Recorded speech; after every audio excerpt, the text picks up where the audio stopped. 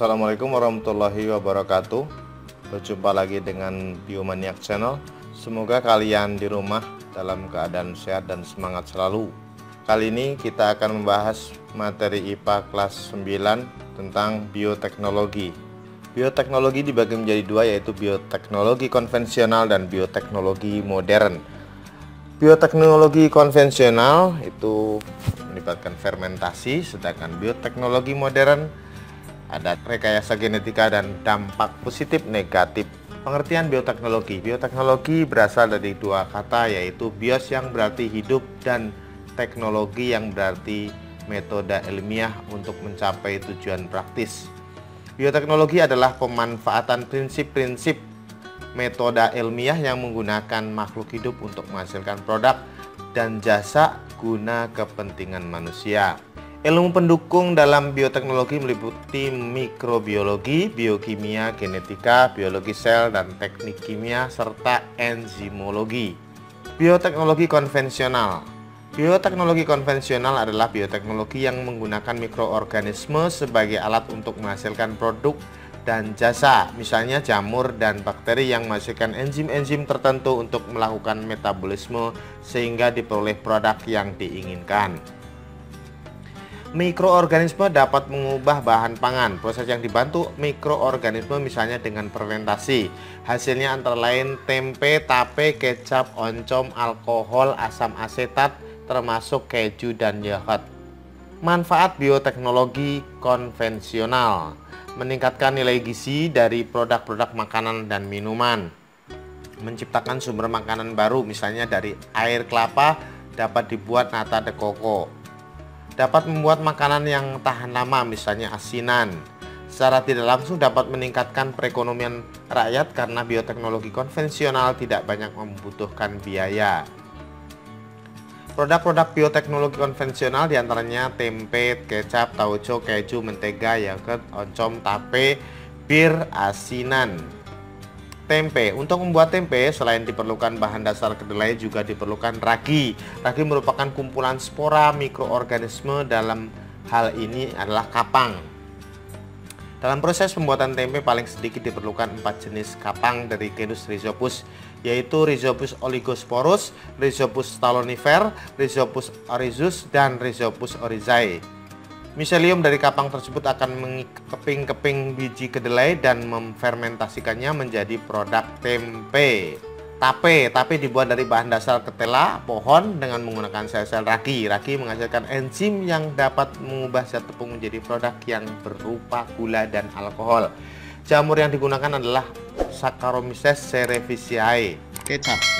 Dalam buatan kecap diperlukan jamur Aspergillus oryzae. Jamur Aspergillus oryzae bersama-sama dengan bakteri asam laktat yang tumbuh pada kedelai yang telah dimasak menghancurkan campuran gandum. Setelah proses fermentasi, karbohidrat berlangsung cukup lama, akhirnya akan dihasilkan produk kecap. Yogurt ini melibatkan bakteri Lactobacillus bulgaricus dan Streptococcus thermophilus. Keju, proses pemanasan susu 90 derajat Celcius atau dipasteurisasi, kemudian dia dinginkan 30 derajat Celcius, selanjutnya bakteri asam laktat dicampurkan. Mentega menggunakan mikroorganisme Streptococcus lactis dan Lactanus toserimoris. Bakteri tersebut membentuk proses pengasaman. Selanjutnya susu diberi cita rasa tertentu dan lemak mentega dipisahkan. Kemudian lemak mentega diaduk untuk menghasilkan mentega yang siap dimakan. Bioteknologi modern adalah bioteknologi yang menggunakan teknik rekayasa genetika seperti DNA rekombinan. DNA rekombinan yaitu pemutusan dan penyambungan DNA dengan cara kultur jaringan, cloning, dan fusi sel. Pemanfaatan bioteknologi modern di bidang pertanian dan peternakan yaitu mampu menciptakan bibit-bibit unggul yang akan memberikan produk bermutu tinggi secara kualitas dan kuantitas. Di bidang kesehatan mampu menciptakan produk obat untuk penyakit.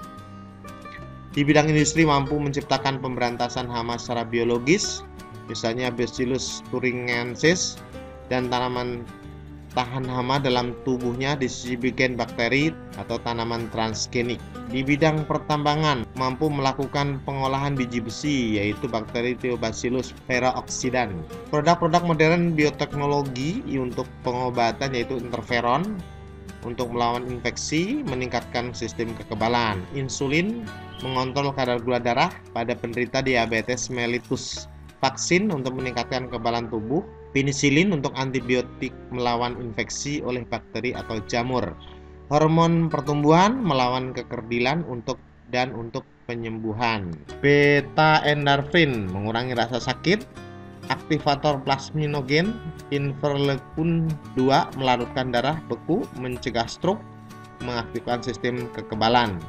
Antibodi monoklonal menyerang dan membunuh sel tumor atau kanker, meningkatkan enzim, meningkatkan reaksi atau biokatalisator baik untuk keperluan manusia maupun industri. Perbedaan bioteknologi konvensional dan modern. Bioteknologi konvensional, teknik yang digunakan fermentasi, sedangkan bioteknologi modern, teknik yang digunakan adalah DNA rekombinan. Tidak mengubah sifat proses pada agen biologi organisme yang digunakan, sedangkan bioteknologi modern mengubah sifat atau proses pada agen biologi yang dihasilkan. Produk bioteknologi konvensional diantaranya tape, tempe, alkohol, asam cuka, yogurt, dan kecap. Sedangkan pada bioteknologi modern contohnya insulin, vaksin, dan penisilin. Penerapan bioteknologi modern, rekayasa genetika. Rekayasa genetika adalah suatu cara memanipulasi gen untuk menghasilkan makhluk hidup baru dengan sifat yang diinginkan. Rekayasa genetika disebut juga pencangkokan gen atau rekombinasi gen. Untuk mengubah DNA, sel dapat dilakukan melalui banyak cara, misalnya melalui transplantasi inti, fusi sel, teknologi plasmid, dan rekombinasi DNA. Transplantasi inti itu adalah pemindahan inti dari suatu sel ke sel lain agar didapatkan individu baru dengan sifat sesuai dengan inti yang diterimanya. Fusi sel adalah peleburan dua sel baik dari spesies yang sama maupun berbeda supaya terbentuk sel bastar atau hibridoma. Fusi sel diawali oleh peleburan membran dua sel serta diikuti oleh peleburan sitoplasma atau plasmogami dan peleburan inti sel atau karyogami. Teknologi plasmid. Plasmid adalah lingkaran DNA kecil yang terdapat di dalam sel bakteri atau ragi di luar kromosomnya. Rekombinasi DNA adalah proses penggabungan DNA dari sumber yang berbeda. Tujuannya adalah untuk menyambungkan gen yang ada di dalamnya. Oleh karena itu, rekombinasi DNA disebut juga rekombinasi gen. Bioteknologi bidang pertanian. Pertama, kultur jaringan, yaitu pelaksanaan teknik kultur jaringan bertujuan untuk memperbanyak jumlah tanaman. Tanaman yang dikultur biasanya adalah bibit unggul. Dengan teknik ini kita bisa mendapatkan keturunan bibit unggul dalam jumlah yang banyak dan memiliki sifat yang sama dengan induknya. Tanaman transgenik adalah tanaman varietas unggul yang dihasilkan dari teknologi rekayasa genetika dengan menyisipkan gen pembawa sifat unggul dari satu organisme, misalnya bakteri, ke dalam satu jenis tanaman. Contohnya tebu transgenik, kapas transgenik, dan tomat serta kedelai transgenik. Pembuatan tumbuhan tahan hama. Tanaman yang tahan hama dapat dibuat melalui rekayasa genetika dengan rekombinasi gen dan kultur sel. Hibridisasi, yaitu persilangan antara varietas dalam spesies yang sama yang memiliki sifat unggul. Hasil dari hibridisasi adalah hibrid yang memiliki sifat perpaduan dari kedua induknya. Teknik ini dapat dilakukan pada tumbuhan dan hewan. Contoh hibrid tumbuhan yang telah dibudidayakan adalah jagung, kelapa, padi, tebu, dan anggrek.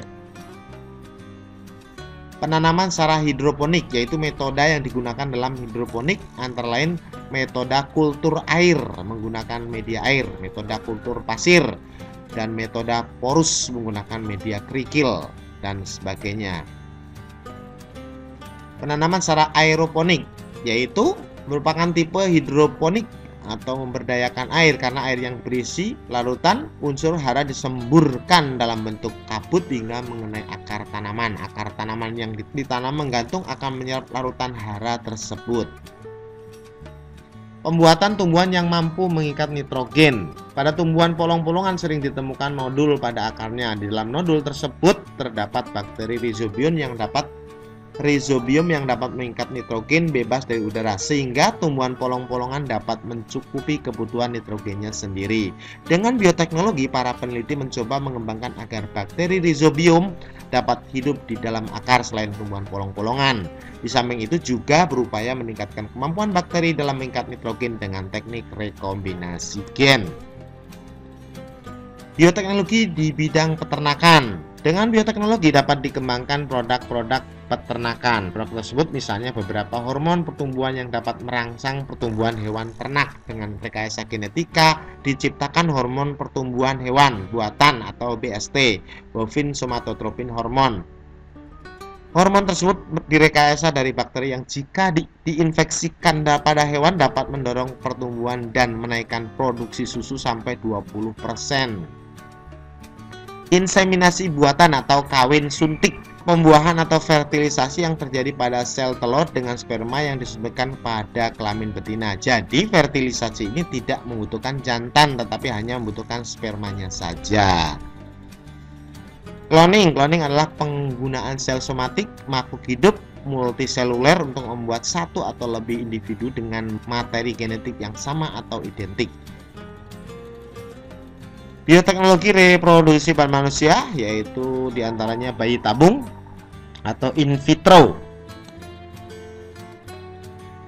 Bioteknologi pada bidang kedokteran yaitu produksi insulin. Caranya adalah dengan menyambungkan gen mengontrol pembuatan insulin manusia ke dalam DNA bakteri. Kemudian dari hasil penyambungan tersebut akan terbentuk bakteri baru yang mampu menghasilkan hormon insulin manusia.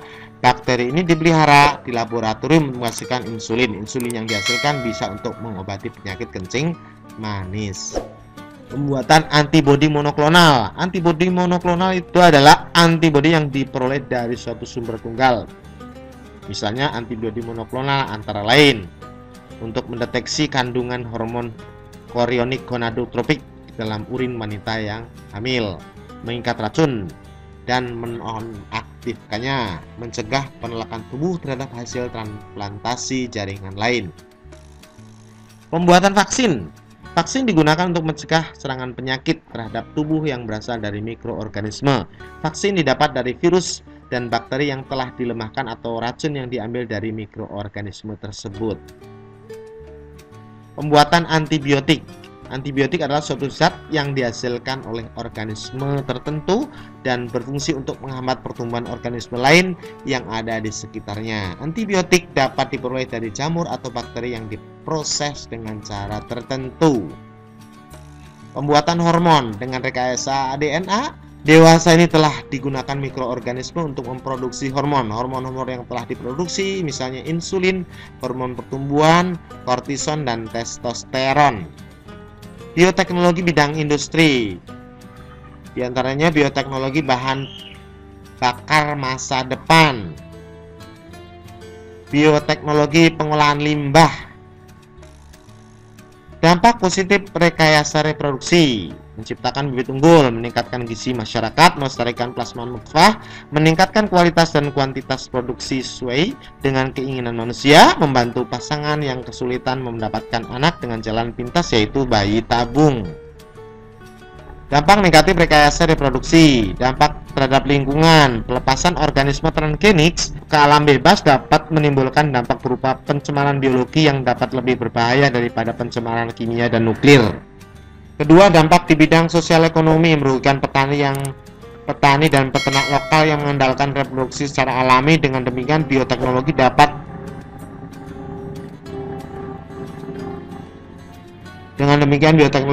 menimbulkan kesenjangan ekonomi.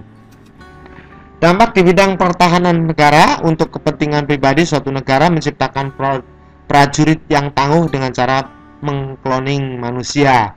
Dampak di bidang kesehatan. Susu sapi yang disuntik dengan hormon BGH disinyalir mengandung bahan kimia baru yang punya potensi berbahaya bagi kesehatan manusia. Dampak terhadap etika. Menyisipkan gen makhluk hidup lain memiliki dampak etika yang serius. Menyisipkan gen makhluk hidup lain yang tidak berkerabat dianggap melanggar hukum alam dan sulit diterima masyarakat. Terima kasih, demikian pembahasan singkat tentang bioteknologi. Semoga bermanfaat. Assalamualaikum warahmatullahi wabarakatuh.